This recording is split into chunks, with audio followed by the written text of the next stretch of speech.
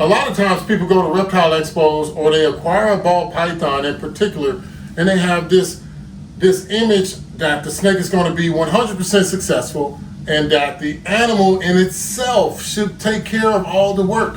Well, in this video, we're going to cover some of the things, because we're breeders, about why your ball python might not be eating. And I think that is the main thing that pisses people off.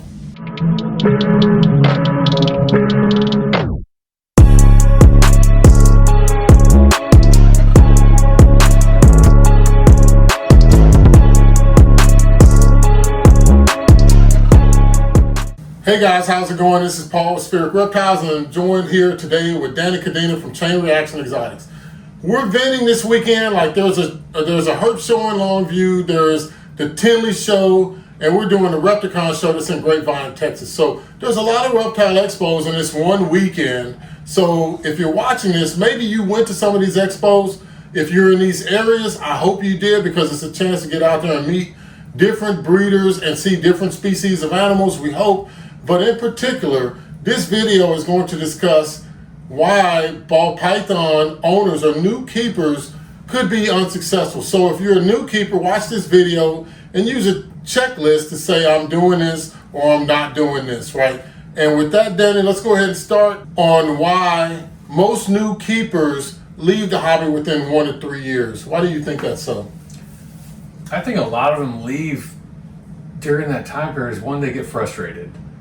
You know, they see this animal and they're like, hey, I want to buy this thing. I want to do that. And either some have done the research, some haven't. You know, and then you get a lot of them like, my snake won't eat, my snake not doing this. They get frustrated, and then they go back, and 2 years later, they're like, I'm out. I'm rehoming it because I didn't like the snake because, oh, it's striking at my kids, or it's doing this. And you know, they think we can take it out every single day and pet it like it's a dog. And no, at the end of the day, you bought a snake. And to just jump out and be like, oh, I'm going to rehome it and get rid of it, that's the wrong answer. Right. Do your research, get into it, but it happens a lot. It happens with breeders. They get in there with this false mindset like, oh, I'm going to come in and make $1 million. $1 million. You're not. It takes a lot of work. It takes a lot of years. It takes a lot of patience to get to the point to where you're breaking even. Some people do it quicker. Those are the exceptions to the rule, but for the most breeders and new keepers, there's bumps along the road, but you just have to stay the course, ask the right questions, do the right research, and you will be fine. But I think, yeah, they get frustrated and they're like, nope, I'm popping smoke, I'm out of here. Right. And then there's COVID breeders, right? Or COVID keepers who paid a lot of money for their animals, and now they're looking at 2026. And I mean, we're talking about within 5 years, right? Maybe 6 years of when COVID really just kicked in, and now they're kind of frustrated about it. And so I think the frustrations on getting a return on your investment or whatever that is when you're keeping ball pythons, an animal, it's an actual animal, people. And that's what I want you to realize, is that never be disappointed in something that happens with an animal. So in 1 to 3 years, a lot of new keepers get out. And a lot of the reasons are from what Danny was talking about right now. So if this is one of the things that are on your list that you're doing or you're not doing, you might want to check that and see if you're setting an unrealistic expectation. And if you impulse bought your animal, then what can you do to fix that to make this a better situation for you and, more importantly, that animal? I'm glad you brought up the COVID thing, because that was a time period, you know, we started getting into it in 2018. So pre-COVID, going to shows, meeting people, hanging out, you know, learning about the genetics, all this stuff before we even bought something. I'd say probably the end of 2018. You know, we were having our first clutches 2020 before COVID. And then I remember we had our first Tinley trip planned, and then COVID hit. Right. And we went to the St. Louis show, which is an amazing show, by the way. But people saw these prices. People weren't doing anything. Then, you know, supply and demand. Prices shot up. People were dumping a lot of money. People were seeing this like, oh man, I can come in and, you know, hey, Justin just made this video. Look at that. He's doing all this. Oh, I can do that. Right. And there's so much more that goes into that. So one thing you need to think about when you're watching those types of videos is By the time, and I'm using Justin as an example because he is the king of the ball python industry, and he's a really good guy, good friend of ours. By the time he's put something out, and you try to chase that, you're already 5, 6, 7 years behind him. And I think a lot of people got in that under COVID. They started, hey, we're getting these checks in the mail. Let's go buy this, let's go buy that, and we're going to make all these amazing animals without doing the research of, okay, who am I going to market this to? Because if you're trying to market a 4-figure snake, but nobody knows who you are, chances are you're not going to sell it. You're going to get frustrated.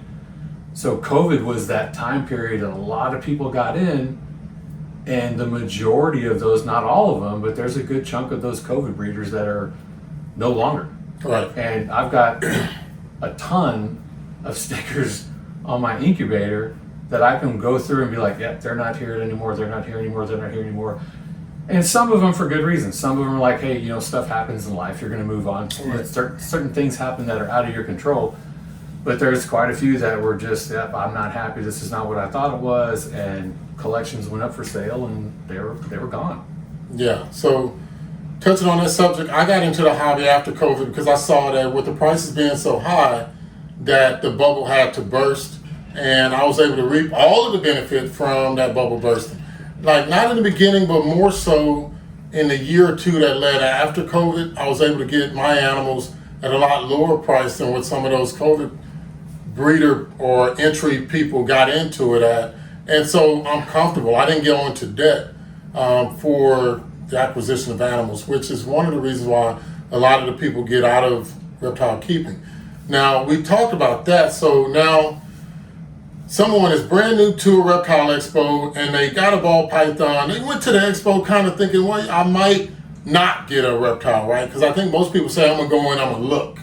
And then when they look, they kind of see animals that they like, and it might be you. I know it was me, so I can always point the thumbs back at me. As I point one finger to you, I got 3 or 4 fingers pointing back at me, including a thumb. And so I don't know what the numbers are on that. But so if a new ball python breeder gets home and they have an issue, and we're going to say it's feeding, what are some of the things that you've seen or some remedies that you could offer for this person so that they're not so frustrated at night when their animal is not eating? Yeah, that's an excellent point, because feeding is the number one question that we get from, it may be from our customers, it may just people that see us online or that are local that look us up and are like, hey, my ball python's not eating, what do I do? Right. The first thing you need to look at is your husbandry and the setup, right? I've got a hatchling. Well, how big's your enclosure? Well, it's in a 4x2x2. I had a person reach out and say that my snake's not eating. Well, the first thing I said, send me a picture of your enclosure and your setup. I want to know your temps and the humidity. And it was a large enclosure that had 2 hides and a water dish, and that was it. So it was easy to pull them in and say, okay, look, this is what you need to change. You need to have clutter in there. You want to make them feel comfortable, because ball pythons in the wild, they just don't live out in the open and be like, yeah, I'm just going to hang out here. Mm-hmm. No, they're, burrows and termite mounds, they like to feel secluded and secure. And he made those changes, and 5 days later I get a text saying, hey, he ate his meal. So that's probably the big thing, is the feeding. And a lot of it has to do with husbandry, the enclosure, the setup, making sure everything is right for that animal. Because a lot of these folks that buy them at the expos, like Paul mentioned earlier, sometimes it's an impulse buy. They'll come and buy a snake, and you ask them, okay, well, what's your enclosure setup like? They're like, oh, I got to go buy this, I got to go buy that. So a lot of times they're buying the animal before they get everything. And everybody's guilty of that. We did that one time with the panther chameleon. We bought one, and it was like, this is an amazing animal. Then we spent the next week and a half, okay, we got to change this in the enclosure. Okay, now we got to get a mister. Now I'm setting up 5-gallon buckets, have the mister go off different times. And then by the time everything's said and done, okay, the animal's safe. You've spent probably more money on the animal on the enclosure. Right. But if we had done the research prior, and this was 10 years ago, we would have had everything set up, brought the animal, and the animal would have thrived instead of sitting in an enclosure that he may or may not need, or it may be too big or too small. And then you're you're racing to the finish line trying to get things set up for this animal when that should have been happened before you bought it. Right. And I mean, that's a very good point Danny made. But the one thing you got to realize is this is not rocket science. I always say that this is not rocket science. There's been people to do it before. So, before we had the clear snap-on tubs, and now as you see behind me, I have the racks, right? So a lot of people, they'll crap on the racks, right? But I'm telling you, ball pythons, from where they exist in their native habitat, they're not out in the open, as Danny said before. They're in tight, confined spaces. So the one way that I circumvent this is to put my ball pythons in something that's dark. Now below I have clear tubs for my colubrids and stuff like that because they definitely need a clock, a biological clock, a diurnal clock, whatever you say, they need light. Ball pythons do best when they're in dark, closed off conditions. Why? Because this is what has kept them alive so that we can have all the different pattern morphs. So, and it's not super huge. But the one caveat I would say is if you're a new ball python breeder, you don't need something this tight because if you're not breeding, the best thing about the racks that you see behind me is that we can keep them sterile. It's a controlled environment. It's almost like a lab. And I know I've heard the thing about people in prison can still breed, but these animals are still getting out and getting enrichment. And so that's the number one thing a lot of breeders might do. They might not. I know it's what we do at Spheric Reptiles and also a chain reaction is going in and just holding the animals and giving them the experience to have some sort of human contact, get some exercise, get some light so that helps in their digestion when they're not just sitting like pet rocks inside of the rack. So I'm a big advocate of not having a pet rock. I wouldn't purchase a pet rock like I wouldn't want a pet rock for a ball python.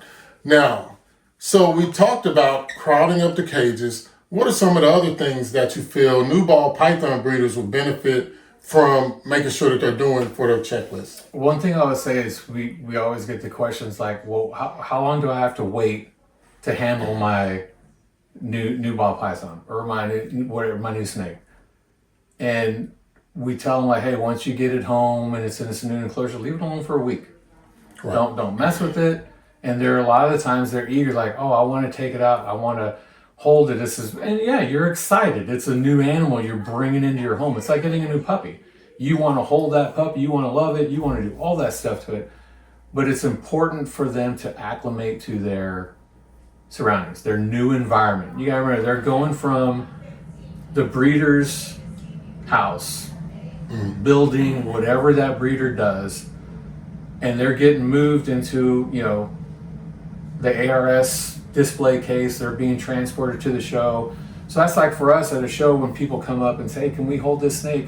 The answer is no, because it stresses them out.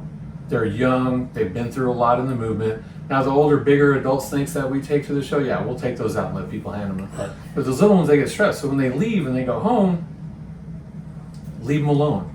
Right. A lot of times people are like, well, I want to hold it every day. I want to do this. I take it out. It hangs out with me in the living room. Like, you need to let them acclimate. You need to let them. And then even when you get them to the comfortable stage, and then it's time like, oh, well, how long do I have to wait till after I feed it? Feed your snake and give it, 48 to 72 hours. Right. And then take it out, and then you can handle them. But if you're taking it out multiple times a day, you're going to stress that snake out. They're just not designed for that. That's true. But I would say, yeah, the handling too frequently, and there was the one time where we sold a blue-eyed Lucy to someone, right, and they came back maybe a month later and was like, what's going on with this snake? It's striking at us every time we go to get it. We want to rehome it. And explaining to them like, okay, one, you bought a snake, and then how often are you taking it out? Well, every day, and you've got to give them their space. Right. You can't, you do that, you're going to stress them out, and you're going to get those type of responses from them. Right. That's a good point, good points that you brought up. Ball pythons, their mental facilities just aren't in line. So if you're trying to put human emotions and thoughts on your snake, I think that's the biggest mistake that I see people making and doing all of that. So somewhere there was a disconnect where people started feeling like snakes want to be handled.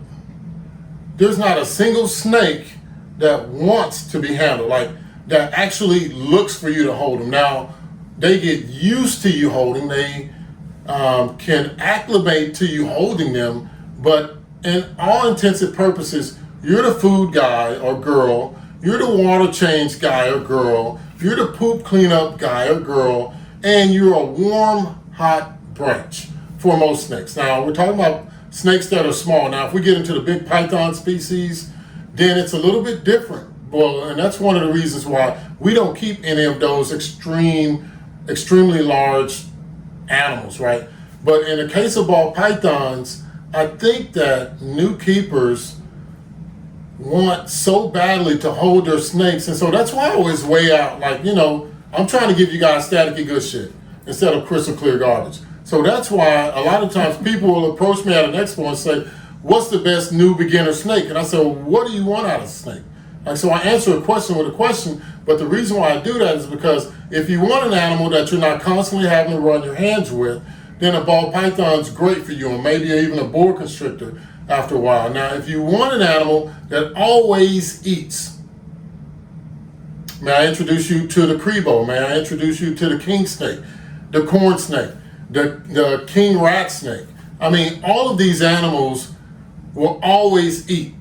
But the one thing is that you're gonna get an exercise routine or workout when you take them out. So the things that Danny talked about in someone not allowing their animal to just kind of rest or have their free time, not saying you shouldn't hold your snake, but in the beginning, let's limit those time outings or experiences for that snake. We need them to stay positive. So let's limit those to no more than 5 minutes when they get into the new environment after you waited a week.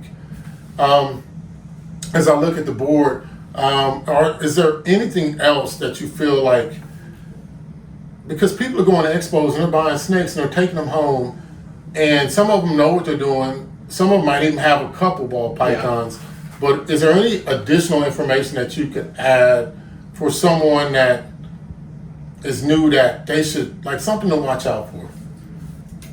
So one, before you buy a ball python, whether it's at an expo, whether it's on Morph Market, you know, research, especially if you're buying on Morph Market, research the breeder. Right. Go and look at all the reviews. I mean, really look at them.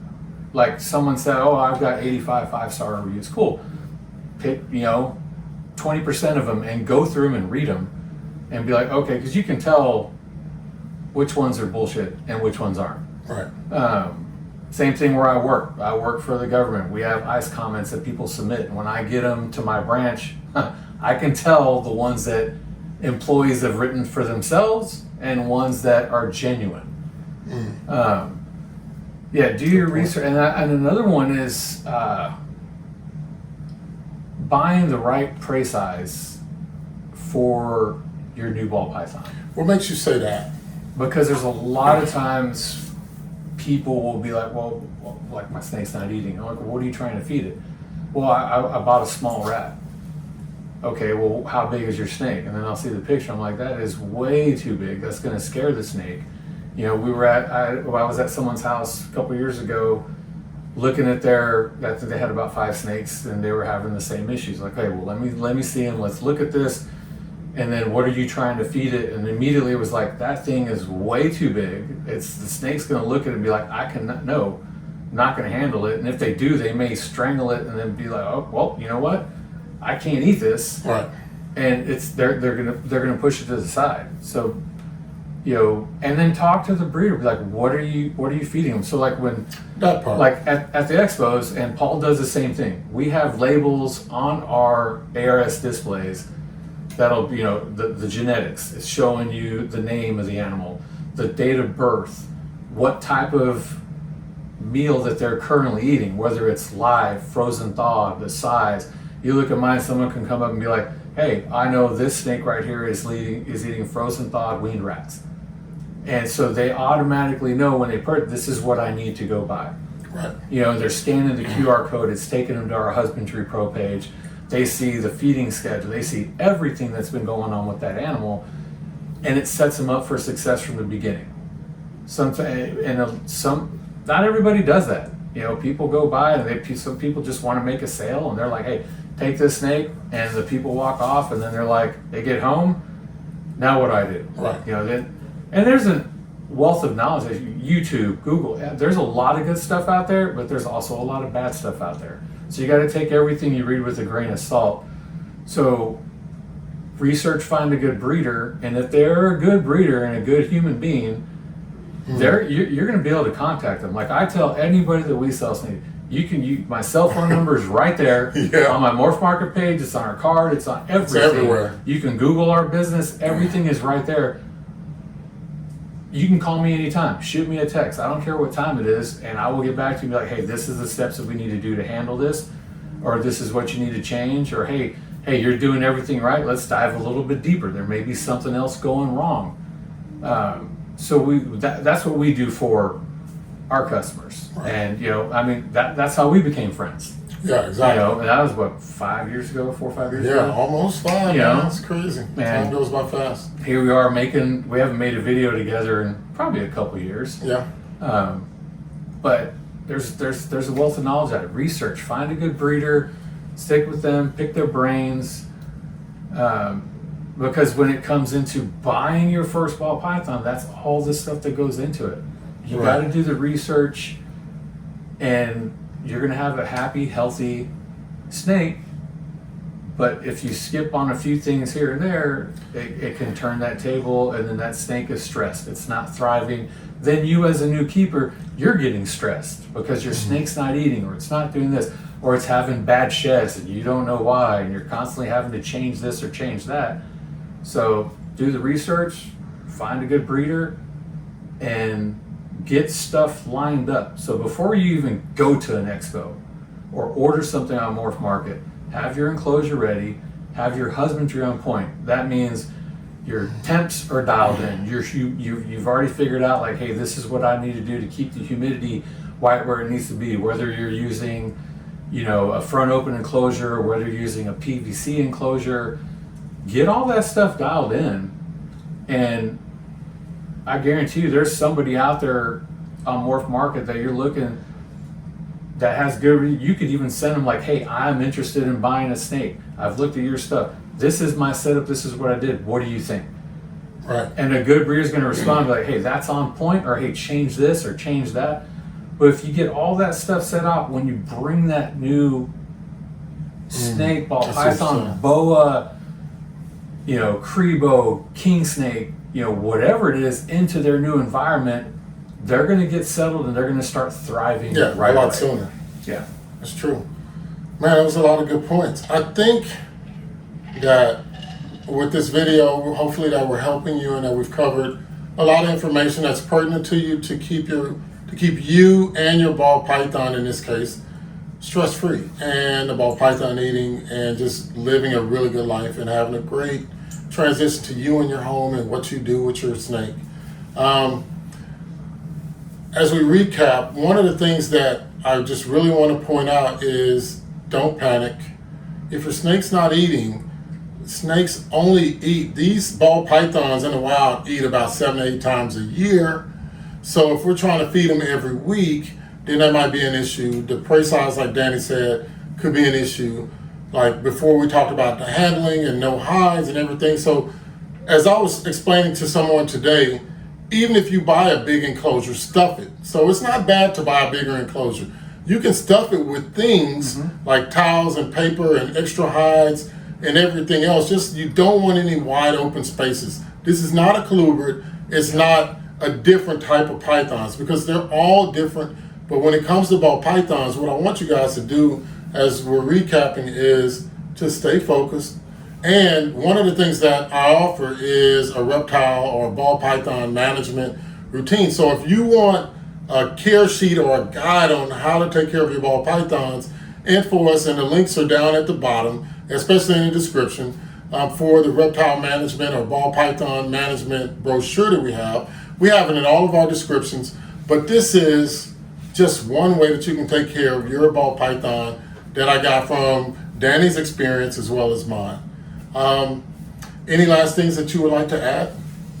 I think we pretty much covered all that, but just to caveat on what Paul was saying and reiterate it, don't get stressed out.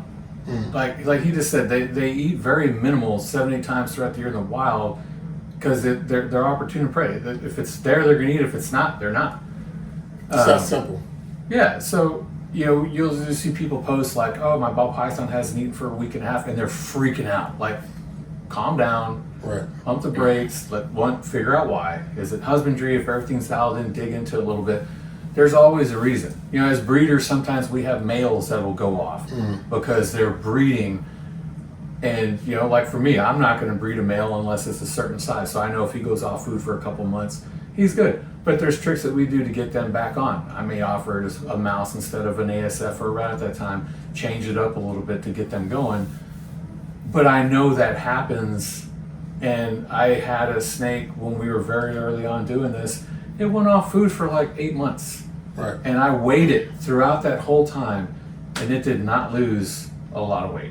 Right. Like it did not. Their metabolism's low. They're not running marathons. They're chilling in their corner, in their enclosure, or in their rack. And so just take a deep breath, contact somebody.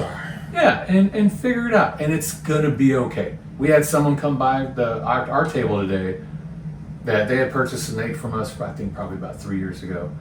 And they rescued one from Petco. And I say rescued from Petco because, I don't even have to go into that. Right. But they're trying to get it to eat and it's struggling. So, we talked a few things to them like, hey, what type of enclosure do you have? Well, I got this. Well, hey, you know what? Black out that enclosure for a week and put them in there, leave them alone. Let the snake get comfortable. I think that's one of the big things with the new ones is my snake's not eating. It is. It's not shedding properly. And if your snake's not shedding properly, okay, well. Missed it. Yeah, what is your humidity? In our snake room, we went, especially in the central Texas, in the summer and the winter when it's super hot, cold and dry, that humidity is hard to keep up. Even we run a humidifier like 24/7, and it's still, the setup in the room that we have, like, okay, it can be challenging sometimes to keep that up. Sometimes we run 2 humidifiers, but once you get that stuff figured out and dialed in, you'll be having perfect sheds. And if your snake has a bad shed, it's okay. That happens from time to time. We'll have the humidity in our room like at 75%, so we know it's in the upper 60s in the tubs, and you'll have a snake in this tub have a perfect shed, and then this one you open the tub and you're like, it looks like an explosion went off in there. Right. And you give it a little soak, you clean up, it's fine, it happens. Yeah, it's true. Well, hey guys, I think we covered a lot of pertinent information that can help you as a new keeper so that you're not part of the statistics that would lead you to get out within 1 to 3 years. With every snake that I sell, I want people to have a very long lasting relationship with the snake because I do care about the animals just like Danny does. And so I don't want this animal to end up as a refugee and a salvation effort where someone has to come and save it. I want you to have a good experience, and I want the snake to have a good experience as well, because the two together make for a good pet relationship that you'll have with your snake. So, 100%. Like and subscribe to this video if it's something you like. If it's something that helps you, I want to know. If it's something that you don't think is helpful, like I said, I want to know the truth. I feel like we're bringing the truth.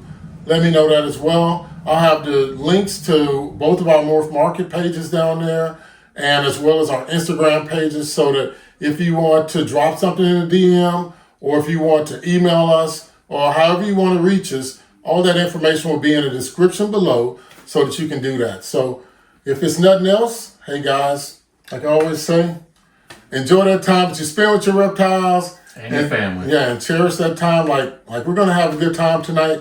And I hope that you have a good time as well, and have a safe and happy 4th of July. Thank you.